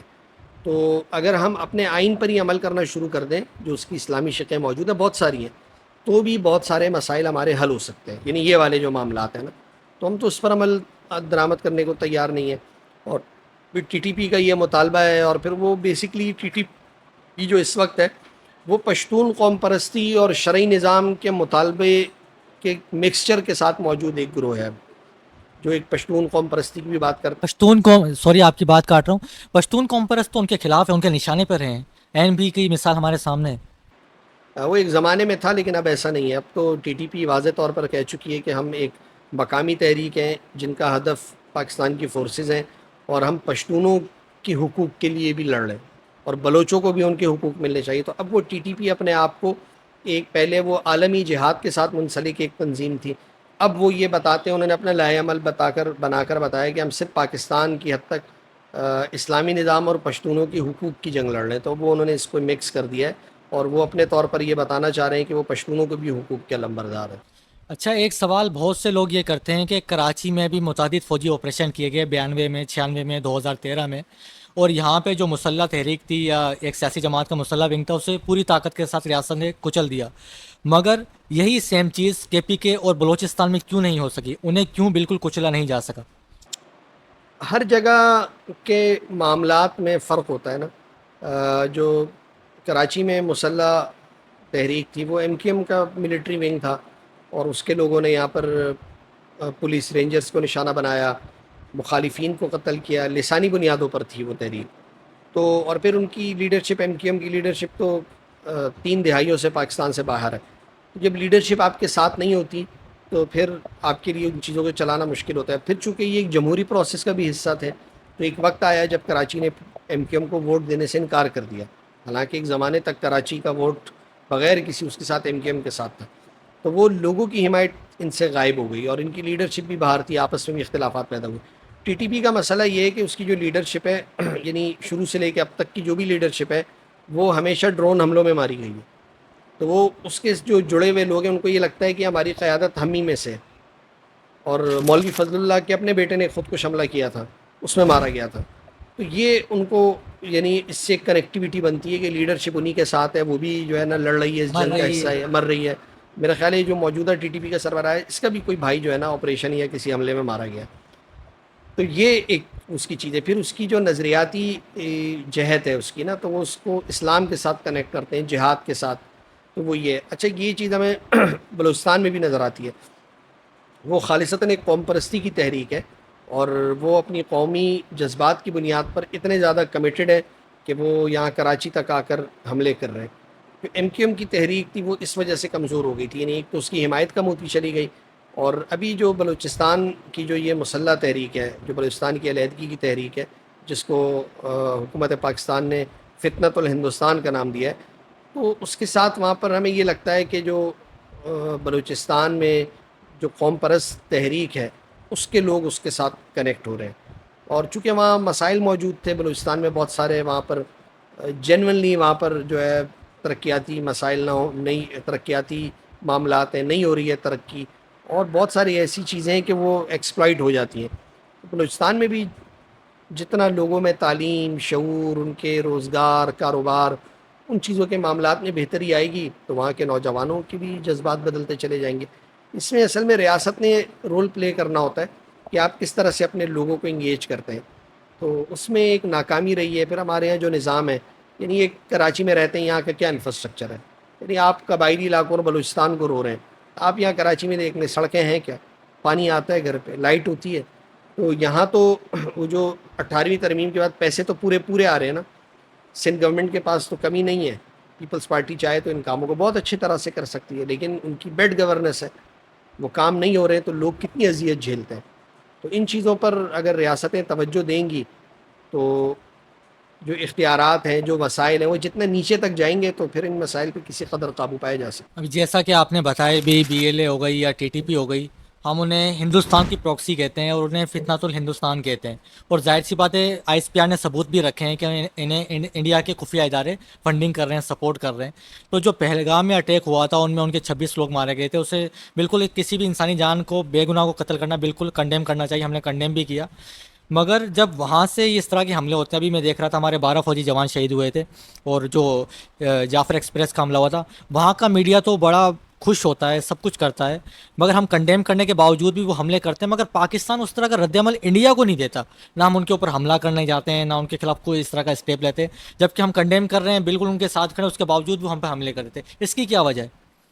انڈین میڈیا تو بہت نان سینس میڈیا ہے، اور جب سے یہ مودی کی حکومت ہے، میرا خیال ہے شاید تیسری بار اب وہ وزیر اعظم بنے نا، تو نریندر مودی کی جو آئیڈیالوجی ہے وہ تو بالکل ایک، ہم اس کو کہہ سکتے ہیں کہ گھٹیا آئیڈیالوجی ہے، جس میں وہ ہندوؤں کو سب سے زیادہ برتر دکھانے کی کوشش کرتے ہیں، وہاں اقلیتوں کا برا حال کر دیا ہے، پاکستان کو بھی اتنا کمتر سمجھتے ہیں۔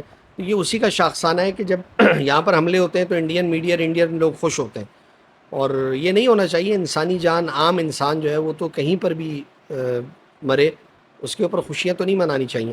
آپ اس سے بڑھ کر کیا وہ نان سینس ہوگا کہ اسرائیل جیسے ملک کے ساتھ ہندوستان کھڑا ہے، یعنی پوری دنیا کا انصاف پسند طبقہ، اور یعنی اب تو یورپی ممالک تک نے فلسطین کو ریاست کے طور پہ تسلیم کر لیا، انڈیا دیکھیں کہاں کھڑا ہے، یعنی اس سے بدترین کیا وہ ہوگی۔ اور پاکستان ان سارے حالات کے باوجود فلسطین کے ساتھ کھڑا ہے، اپنے 10 مسائل کے باوجود۔ تو یہ ایک فرق تو ہے نا بنیادی طور پر، کہ آپ کہاں کھڑے ہیں، وہ کہاں کھڑا ہے۔ تو مودی سے تو کوئی گلہ بنتا نہیں ہے، اللہ کرے وہاں کوئی اب آگے جا کر کوئی حکومت تبدیل ہو، کوئی ایسے لوگ آئیں کہ جو سینسیبل ہوں، بات چیت کرنا چاہتے ہوں، تو پھر کچھ بہتری آ سکتی ہے، ورنہ تو مشکل ہے۔ نہیں، میرا سوال دراصل یہ تھا کہ وہ لوگ ہمارے اوپر حملہ کرتے ہیں، خوشیاں مناتے ہیں اور ایسا فیل کرواتے ہیں کہ انہوں نے ہی حملہ کرایا، اور ہمارے پاس ثبوت بھی موجود ہے، مگر پاکستان اس طرح کا کوئی آپریشن یا کوئی اس طرح کا ایویڈنس دنیا کو نہیں دکھاتا، یا ان کے خلاف کوئی کارروائی کیوں نہیں کرتا، جبکہ وہ لوگ کرتے ہیں بغیر کسی ثبوت کے؟ پاکستان ہندوستان کے مقابلے میں ایک تو چھوٹا ملک ہے، اور اس کی پالیسی یہ ہے کہ یہ اپنا دفاع کرتا ہے، جارحیت اس کی پالیسی کا حصہ نہیں ہے۔ ہندوستان بڑا ملک ہے، اور وہ ایک غرور اور تکبر میں، تو جب ہی وہ چیزیں کرتا ہے۔ اور ہمارا جو معاملہ ہے نا، جب انہوں نے اٹیک کیا تو اس کے بعد تیسرے دن پھر ہم نے بھی جواب دیا، ان کے جہاز بھی گرائے، تو ایک کیپیسٹی ہے۔ پاکستان پوری دنیا کو بھی بتانا چاہتا تھا کہ دیکھ لیں کون جارحانہ انداز اختیار کر رہا ہے، اور ہم نے تو صرف اپنا دفاع کیا۔ تو میرا خیال ہے وہ ایک چیز ہے کہ اس کے نتیجے میں پاکستان پہل نہیں کرتا، اور پھر جہاں جواب دینا ہوتا ہے وہاں جواب دیتا بھی ہے، اور وہ جواب ملا بھی ہے۔ 2014 میں اے پی ایس پہ جو حملہ ہوا تھا آرمی پبلک اسکول پر، اس کے بارے میں بہت سے لوگوں کا یہ کہنا ہے کہ یہ پاکستانی فوج نے کروایا تھا، تو اس بارے میں کیا تفصیلات ہیں؟ کیا ریاست نے یہ اس طرح کوئی حملہ کروا سکتی ہے، اپنے ہی بچوں کو قتل کروایا جا سکتا ہے، یا ایک محض پروپیگنڈا تھا یہ؟ نہیں، ٹی ٹی پی نے یہ حملہ کیا تھا، اور باقاعدہ طور پر اس کی ذمہ داری بھی قبول کی گئی تھی، بلکہ ہوا یہ تھا ٹی ٹی پی کے فضل اللہ گروپ نے، سوات گروپ نے یہ حملہ منظم کیا، اور جب یہ حملہ کر دیا تو پھر ہوا یہ کہ مولوی فضل اللہ نے احسان اللہ احسان کو بولا کہ مولوی فضل اللہ نے وہ ہوا یہ کہ جب یہ ٹی ٹی پی کا حملہ ہوا تو اس کے اوپر ٹی ٹی پی میں بھی اختلاف ہو گئے تھے، اور پھر یہ ہوا کہ اس حملے کی ذمہ داری بھی انہوں نے قبول کی، اور ٹی ٹی پی کا حملہ تھا یہ۔ ہاں، اب ان کو اطلاع کیا ملی تھی، پلان کیا تھا، جہاں تک میری اطلاعاتیں، یہ بچوں کو اغوا کرنا چاہتے تھے، اور اس کے نتیجے میں کچھ مطالبات منوانا تھے یا کچھ طرح کا معاملہ تھا، لیکن اس دوران جب آپریشن شروع ہو گیا تو پھر وہ بچے جو ہے شہید ہو گئے، اور وہ ایک بڑا سانحہ تھا، اور اس کے بعد پھر ضرب حزب لانچ ہوا تھا، پھر ٹی ٹی پی کو وہاں سے جو ہے نا نکالا گیا۔ جو یہ الزام پاکستان کے اوپر لگتا ہے یہ محض پروپیگنڈا ہے؟ اور یہ میرے پاکستان میرے پاس تو اس کا کوئی ثبوت نہیں ہے کہ حکومت پاکستان یا پاکستانی اداروں نے اس کی پلاننگ کی ہو ہاں، اور وہ کیا ہو، تو اس میں تو ہمارے سامنے تو ٹی ٹی پی موجود ہے نا، حملہ کس نے کیا؟ ٹی ٹی پی نے کیا، ان کی تصاویر بھی شائع ہوئی تھی۔ ہاں، تو وہ انہوں نے وہ کیا نا، تو وہ جب خود ایک چیز کو اون کر رہے ہیں تو ہم اس میں پھر کیسے کہہ سکتے ہیں کہ اس میں یہ حکومت پاکستان کی کوئی پلاننگ تھی؟ اچھا فیض اللہ بھائی، جو تحریک طالبان ہے اس نے اتنے ہولناک حملے کی مساجد پر، درگاہوں پر، یہاں تک کہ جو ابھی ہم بات کر رہے تھے آرمی پبلک اسکول پر، مگر اس کے باوجود انہیں قبائلی علاقوں میں عوامی حمایت مل رہی ہے، بھرتیاں مل رہی ہیں۔ یہ کس طرح ممکن ہے کہ اتنے ہولناک حملے ہونے کے باوجود، انسانیت کے خلاف جرائم ہونے کے باوجود انہیں عوامی حمایت اور بھرتیاں مل رہی ہیں؟ بس یہ پیچیدہ معاملات ہیں، اس کا مطلب ہے کہ کہیں نہ کہیں تو کچھ ایسا مسئلہ موجود ہے نا کہ جو ان کو ابھی تک لوگ مل رہے ہیں، اور یہ بڑی حیران کن بات ہے۔ وہ ٹی ٹی پی جس کے خلاف ضرب حزب آپریشن کر کے کمر توڑ دی گئی تھی اور یہاں سے صفایا کر دیے گئے تھے، تمام علاقے کلیئر ہو گئے تھے، لیکن آج کی تاریخ میں وہ دوبارہ 6-7 ہزار کی صورت میں یہاں موجود ہیں اور ہزاروں کی تعداد میں وہاں موجود ہیں. اور مسلسل میں ویڈیوز میں دیکھتا ہوں ان کے پاس جو ہے نوجوان لڑکے بھی آ رہے ہیں, بالکل نوجوان جو ہے ان کے ساتھ شامل ہو رہے ہیں. تو اس کا مطلب ہے کہ وہ جو ان کا نیریٹو ہے وہ کہیں نہ کہیں اثر کر رہا ہے نا, اور ان کو لوگ مل رہے ہیں. تو یہ ایک سنجیدہ معاملہ ہے, اس کو ہمیں دیکھنا ہوگا کہ کس طرح سے بھرتیوں کی وجہ کیا ہے. اس کاز کو دیکھنا ہوگا کہ ان کے پاس نئے لوگ کہاں سے آ رہے ہیں, اور تربیت تو ان کی وہ کر ہی رہے ہیں, اسلحہ بھی ان کے پاس موجود ہے. تو وہ ان مسائل کے اوپر ہمیں سنجیدگی سے غور کرنا ہوگا اور ان کو ختم کرنا ہوگا تاکہ ان کو نیا خون نہ مل سکے. اچھا, حامد کرزئی اور اشرف غنی کے بارے میں تو سمجھ آتا ہے کہ وہ انڈیا کی ایما پہ تھے, پاکستان سے بہت نفرت کرتے تھے, مگر آخر افغانستان کے لوگ جو کروڑوں کی تعداد میں ہیں وہ مجموعی طور پر پاکستان سے اتنی نفرت کیوں کرتے ہیں؟ صرف افغانستان کو اگر چھوڑ دیا جائے, جو افغان پاکستان میں مقیم ہے وہ بھی پاکستان سے بہت نفرت کرتے ہیں. اس کی کیا بنیادی وجہ ہے؟ ایسا نہیں ہے کہ وہ حامد کرزئی یا اشرف غنی کوئی ہندوستان کی ایما پہ ہم سے نفرت کرتے ہو, یہ اپنی وجوہات ہیں اس کی, افغانستان کی اپنی, وہ میں نے آپ کو بتا دی. اور وہ ہوتا ہی ہے کہ دشمن کا دشمن دوست ہوتا ہے. تو ہندوستان ہمارا دشمن ہے تو وہ لامحال ان کا دوست بن گیا. ورنہ یہی انڈین میڈیا تھا, افغان طالبان آنے پر اس نے بڑا شور مچایا تھا, اور اب افغان طالبان کے ساتھ بھی اس کے تعلقات بہتر ہو گئے. تو میں نے آپ کو بتایا نا وہ روٹ کازز جو ان کے موجود ہیں تقسیم کے وقت سے, جو ڈیورنڈ لائن کا معاملہ ہے, تنازع ہے اس کے اوپر. تو اب وہ افغان طالبان بھی وہ والی پالیسی رکھتے ہیں نا, کوئی الگ پالیسی تو نہیں رکھتے ہیں ڈیورنڈ لائن کے حوالے سے. ٹھیک ہے, اس کا اعلان وہ نہیں کر رہے, لیکن پالیسی ان کی وہی ہے. تو اب وہ اس معاملے میں جو ہے ہندوستان ان کا ایک دوست ثابت ہو سکتا ہے, تو وہ اس کے ساتھ ان کے تعلقات جو ہے نا قدرے بہتر ہیں. تحریک طالبان پاکستان کو پاکستان کے اندر جو دیوبندی مکتبہ فکر ہے وہ ان کی اس طرح کھل کے حمایت کیوں نہیں کرتا ہے؟ اس کی کیا بنیادی وجہ ہے؟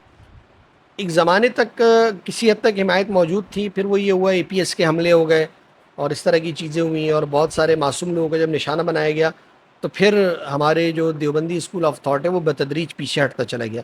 اور پھر اس میں اسٹیٹ کا بھی کردار تھا, جمع کیا گیا تمام لوگوں کو, فتویٰ لیا گیا, پیغام پاکستان بنایا گیا کہ وہ ہو جائے. لیکن ایک بات یاد رہے کہ ٹی ٹی پی کو اس سے کوئی فرق نہیں پڑتا کہ دیوبندی مکتبہ فکر یا اس کے علماء اس کے ساتھ ہیں یا نہیں ہیں, کیونکہ اگر ایسا ہوتا تو مفتی تقی عثمانی صاحب گئے تھے تو ان کے کہنے پر وہ جنگ روک دیتے, تو انہوں نے نہیں روکی.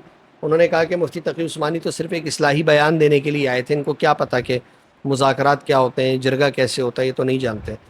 تو وہ یہ ہے کہ اس کا ہاں اس کی ایک علامتی حیثیت ہے کہ پاکستانی علماء اگر ان کے خلاف بات کرتے ہیں تو ایک یعنی پاکستان کے لوگ اس پہ مطمئن ہوتے ہیں کہ یار علماء یہ بات کر رہے ہیں, لیکن وہ جو لڑنے والے لوگ ہیں ان کے نزدیک اس کی کوئی اہمیت نہیں ہے. مفتی تقی عثمانی ایک جید عالم دین ہے, اس میں کوئی دو رائے نہیں ہے. پورے پاکستان میں انہیں احترام کی نگاہ سے دیکھا جاتا ہے, اور انہوں نے لال مسجد کے خلاف بھی اسی طریقے سے بات کی تھی جب وہ ریاست پاکستان سے لڑ رہے تھے.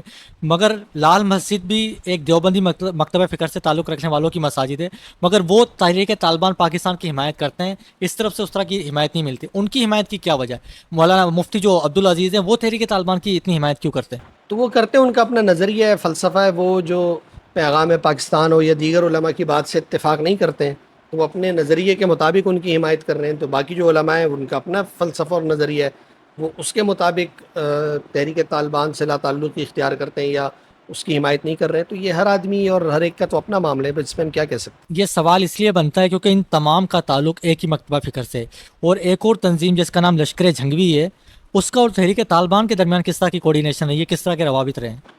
دیکھیں, ایک مکتبہ فکر بالکل ہے, لیکن ضروری نہیں کہ وہ اس کی ہر چیز کو فالو بھی کرے.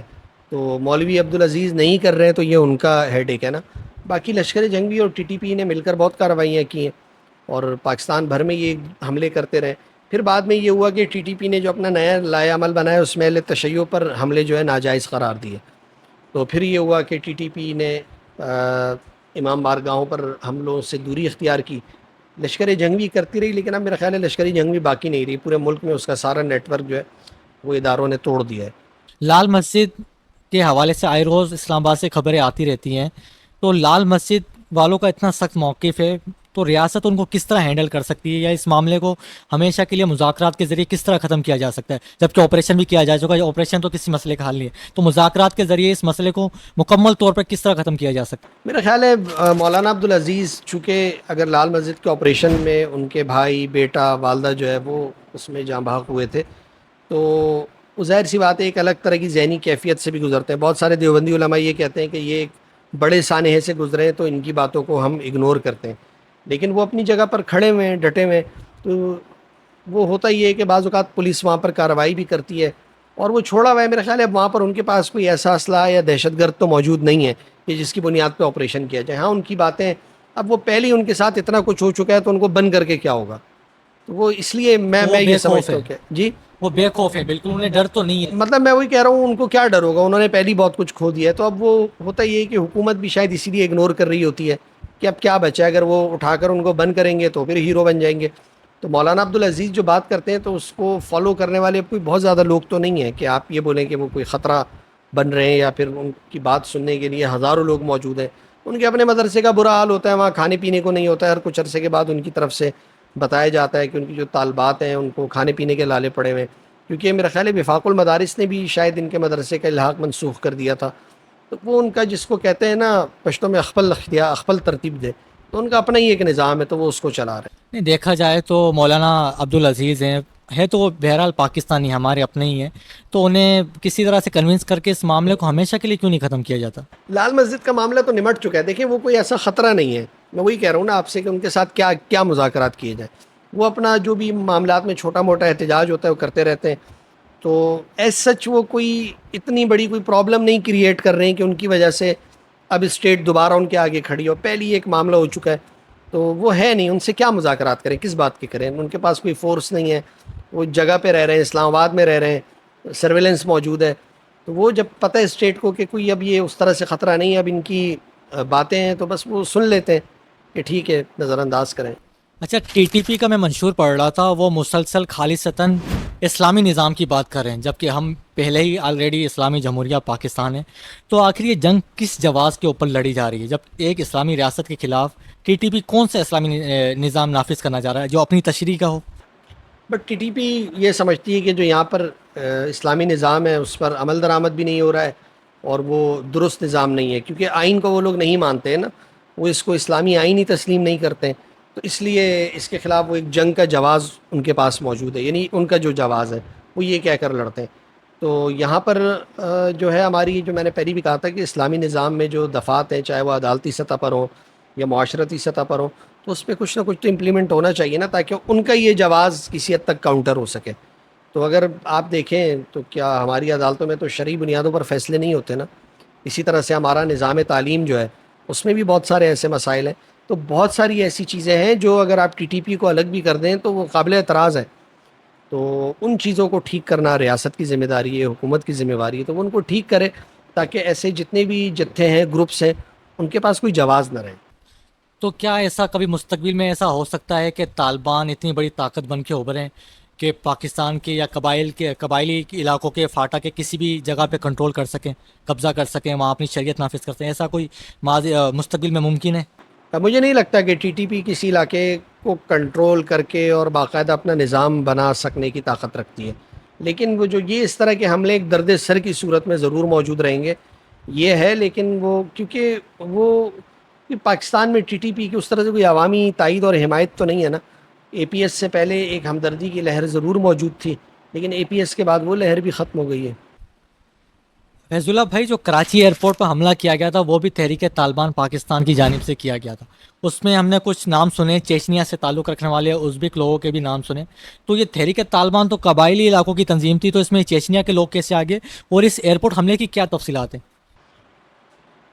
چیچن نہیں تھے، ازبک لوگ تھے اس میں. اور ازبک تو 2002 سے ہی قبائلی علاقوں میں موجود تھے. ٹی ٹی پی ان کی میزبان تھی اور انہوں نے ٹی ٹی پی کے ساتھ مل کر کئی حملے کیے ہیں.